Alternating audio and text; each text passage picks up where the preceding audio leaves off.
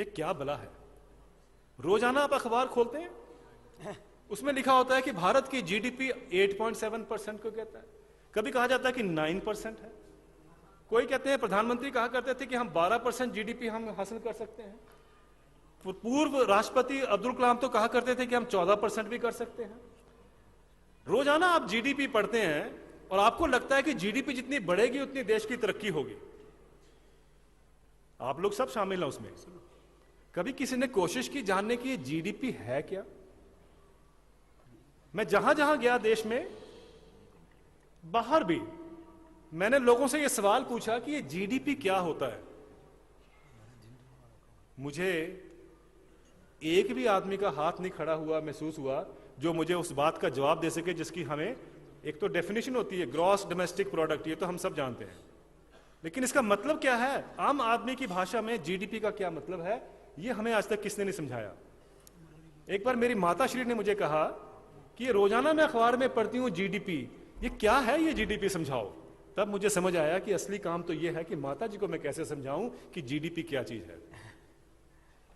मैंने उनसे कहा, और मैं आपसे समझ कह रहा हूं, GDP actually is the amount of money that exchanges hands. यानी जीडीपी, जो पैसा आप आदान प्रदान करते हैं लिखित में, उसको हम जोड़ लें तो वो जीडीपी बनती है। समझ जाइए आप अगर लिखित में एक पैसा लेन देन करते हैं, आपने दिया, किसी ने लिया, तो वो ऐड हो गया, वो जीडीपी बन जाती है। अब देखें जरा, अगर एक पेड़ खड़ा है तो जीडीपी नहीं बढ़ती, लेकिन अगर आप उस पेड़ को काट देते हैं तो जीडीपी बढ़ती है। आपको समझ आ गया? अगर आपने पेड़ को काट दिया तो फिर काटने और उसमें सारा प्रोसेस में पैसा आदान प्रदान हुआ तो जीडीपी बढ़ गई। लेकिन अगर पेड़ खड़ा है तो उसमें कोई इकोनॉमिक एक्टिविटी नहीं हो रही है तो जीडीपी नहीं बढ़ती। अब आप मुझे बताइए कि आपको चाहिए कि आपको जीडीपी चाहिए? पेड़ चाहिए आपको। अगर आप इस देश के सारे पेड़ काट दो, जितने पेड़ लगे हैं, तो प्रधानमंत्री को या यूपीए को या एनडीए को कुछ करने की जरूरत नहीं है, जीडीपी बढ़ जाएगी। हमारी जीडीपी 27% हो जाएगी। आज तो हम 8.7 की बात कर रहे हैं, अगर आप सारे पेड़ काट दो इस देश के तो जीडीपी हमारी 27% हो जाती है। अब बताइए, आपको 27% जीडीपी चाहिए कि नहीं? ये जीडीपी का चक्कर बहुत जरूरी है समझना हमें, क्योंकि हर रोज ये आपको बताया जाता है जीडीपी होती है। अब देखिए, हरिद्वार के पास गंगा बहती है, अभी पहले भी कहा झुंझुनवाला साहब ने और बाकी सब कहते हैं, गंगा प्रदूषित हो चुकी है, नर्मदा प्रदूषित हो चुकी है, नदियां सब प्रदूषित हो रही हैं।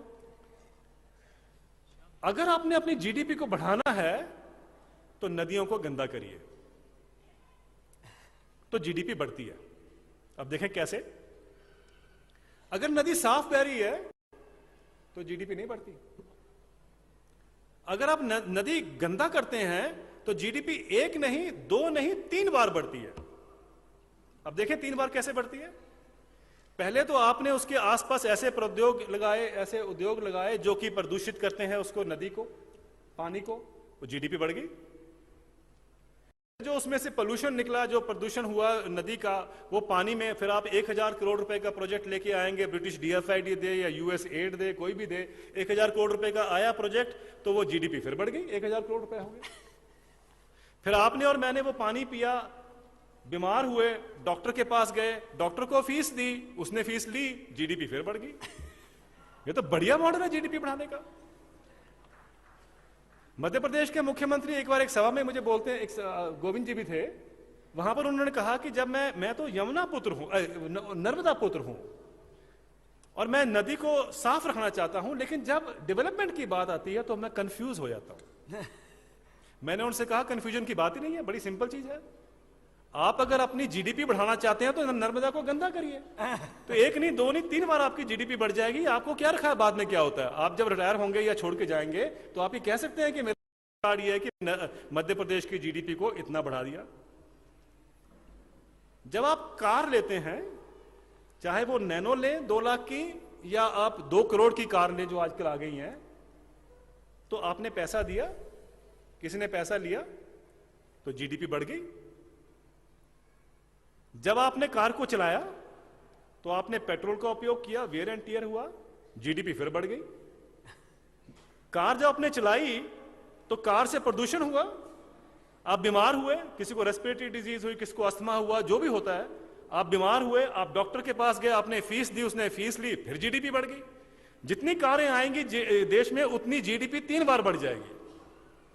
और इस देश में रोजाना 4000 से ज्यादा कारों जो है खरीदी जाती है, रोजाना 25,000 से ज्यादा मोटरसाइकिल खरीदे जा रहे हैं। सरकार भी इसकी तरफ जोर देती है क्योंकि यही एक तरीका है कि देश की जीडीपी बढ़े।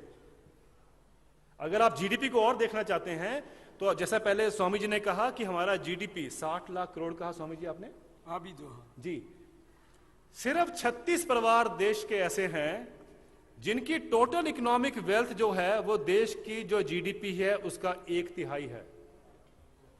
अगर इन 36 को देश निकाला हो जाए, या वो अमेरिका चले जाएं या पाकिस्तान चले जाएं या जहां भी जाएं, तो आप देखिए हमारी जीडीपी कितनी कम आ जाती है। 1/3 देश की जीडीपी कम, यानी 40,000 करोड़ पे आ जाती है। सिर्फ 36 परिवार।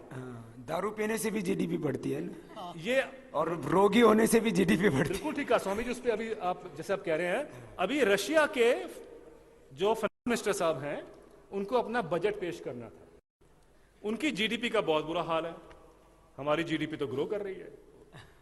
तो उन्होंने क्या कहा कि मैं ऑनेस्टली ये चाहता हूं कि मेरे देश के लोग मेरी सहायता करें। कैसे करें? आप सिगरेट पीना शुरू कर दीजिए और आप वोडका पीना शुरू कर दीजिए। बहुत ऑनेस्टली कहा उन्होंने, जितनी आप सिगरेट पिएंगे जीडीपी बढ़ती है, जितनी आप शराब पिएंगे जीडीपी बढ़ती है। क्यों? किसी ने पैसा दिया, किसी ने पैसा लिया। तो सिगरेट बेच के भी आपकी जीडीपी बढ़ती है, शराब बेच के भी आपकी